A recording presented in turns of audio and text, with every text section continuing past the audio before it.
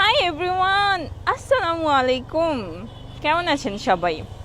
এখন বলতে পারেন এই আজকে আবার এসে চিল্লাচ্ছে কেন? চিল্লাচ্ছি কারণ আমি এখন আছি মিরপুর 60 ফিটে and I am riding Gixxer 250।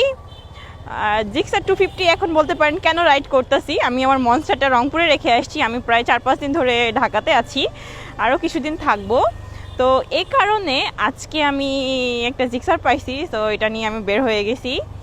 তো আজকে একটা টপিক নিয়ে কথা বলবো। আমার পেজে অনেক ধরনের কমেন্টস আসছে, ইভেন দো আমার পার্সোনাল যে আইডি আছে সেখানে টেক্সট করতেছে যে আপু আপনি এই প্রকার যে আরোপিত কর, এই কর নিয়ে কোনো কথাও কেন বলতেছেন না, কোনো আন্দোলনে কেন আপনি যাচ্ছেন না, কেন অ্যাটেন্ড করতেছেন না? আসলে আপনারা সবাই জানেন, আমার অডিয়েন্স যারা আছে ইভেন তারা জানে আমার ফ্যামিলি সম্পর্কে।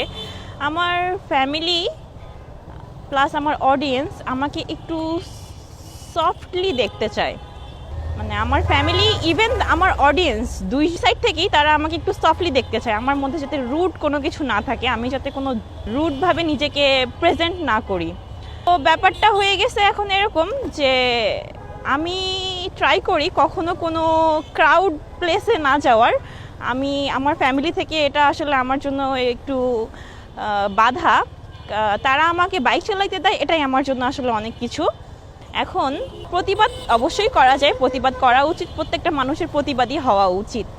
এখন প্রতিবাদের ধরনটা আপনার একটু ডিফারেন্ট হতে পারে। যেমন আমি আমার এই আজকের এই ভিডিওর মাধ্যমে একটা প্রতিবাদী একটা আওয়াজ তুলতে পারি, যেটার মাধ্যমে আমার অডিয়েন্স আমাকে সফটলি পাচ্ছে, আমার ফ্যামিলি আমাকে ঠিকভাবে দেখতেছে, ইভেন দো আমি একটা প্রতিবাদী আওয়াজ তুলতে পারছি। এখন আমি আমার মন্তব্যটা শেয়ার করি আমি কিভাবে এটাকে দেখতেছি। ও ওয়েট অনেক মানুষ আগে একটু চালায়নি।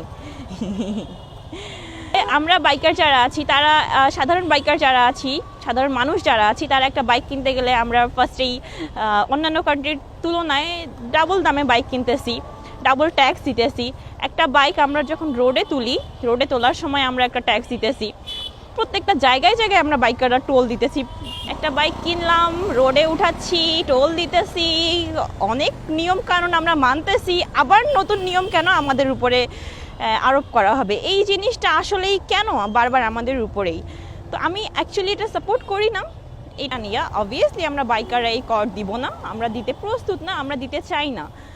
এখন এটার জন্য যতদূর যেতে হয় বাইকাররা অবশ্যই যাবে, বাকিটা সরকারের ইচ্ছা। দেখা যাক, হোপ ফর দ্য বেস্ট। একটা মেসেজ দেওয়ার জন্য আমি আজকে মিরপুর 60 ফিটে বাইক রাইড করছি, কারণ আমার ইনবক্সে, আমার পেজের কমেন্ট সেকশনে, পেজের টেক্সটে একদম ভরে গেছে টেক্সট দিয়ে। ও মাই গড, আমি আমার অডিয়েন্স জানে যে আমি এই ভাইরাল টপিকগুলো নিয়ে খুব কম কথা বলি।